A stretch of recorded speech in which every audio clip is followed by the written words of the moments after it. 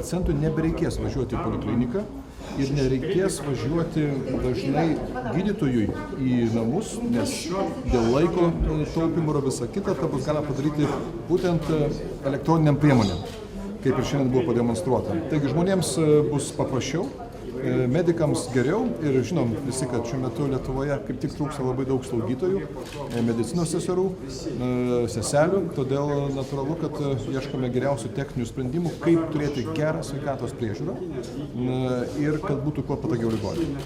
Aš norėčiau taip pat paraginti mūsų visus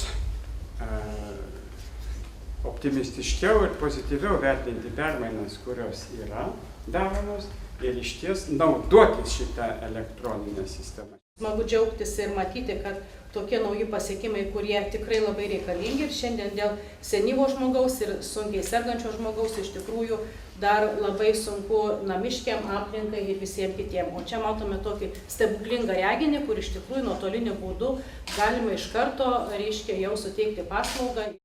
Kada įdėgėme šį sprendimą, pacientų aplanko maždaug gali per dieną aplankyti 8. Tai yra 2 pacientais daugiau per dieną, vienas darbuotojas, jeigu per mėnesį jau 20, jeigu per 12 mėnesių vienas darbuotojas gali aplankyti 480 apsilankymų padaryti daugiau, o pas mus dirba slaugos klinikoje 16 darbuotojų. Tai yra per metus jau galėtų padaryti papildomai vizitų virš 7 000.